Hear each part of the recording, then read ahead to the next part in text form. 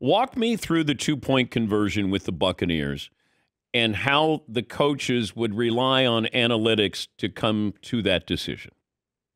Yeah, so this is a new thing that's really come to light over the last few years. Teams, when they're down 14, they score a touchdown. They're now down 8, and this has happened a lot more often now. It didn't happen at all 6, 7, 8 years ago. This year it happened a bunch, where you're down 8 after the touchdown and you go for 2. And I know the conventional wisdom is, well, you're down 14, you go 7-7, you're trying to tie it up. The goal is to get to overtime. But what happened was when they moved the field goal back, the extra point back, the rate of hitting the extra point goes from like 99% to about 94, 95%. So you have far more missed extra points. And a 2-point conversion, depending on how good your team is, could be about a 50-50 proposition. So basically what teams are saying is, let's assume overtime is a 50-50 proposition. Well, a 2-point conversion is also a 50-50 proposition. When do you want to make that bet, basically? So a lot of teams are saying, let's do it early. Let's go for 2 early. And truth is, it might be better than 50% that you're going to get that 2-point conversion. And then if you do get it, you have the advantage as far as if you score again, you kick the extra point and you win.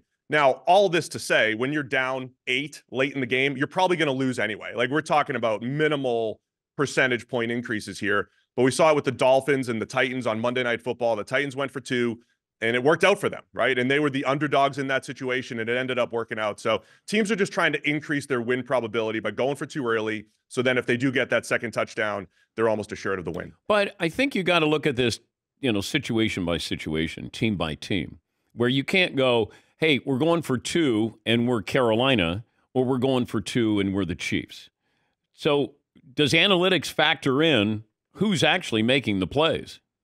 Yes. So in this particular situation, I think the math is pretty clear. No matter who the team is, going for 2 will ultimately give you a better opportunity. So, but like what you said with Carolina and Kansas City, the same thing applies to overtime. If you're the Carolina Panthers, do you actually want to go to overtime and have both teams potentially get the ball? You're a lesser team. Do you actually want to play that out? So if you're the underdog, you're probably better off going for 1 play, right? Would you rather have 1 play to win it, or have to go a whole overtime period to try to win it? So I think it almost works out to go for it no matter what. If you're the Chiefs, you say, hey, I got Patrick Mahomes. We're on offense here. Of course I want 1 play to win it. Or if you're the Panthers, you would say, oh, I'm the Panthers. I'm not a great team. I don't want to play a whole overtime period.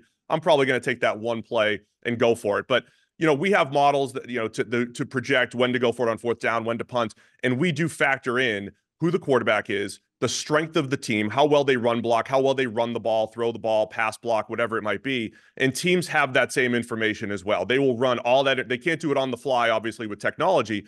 They will run all of that information before the game and do their best to have that all printed out and have those situations ready so they can make that decision right as it comes up.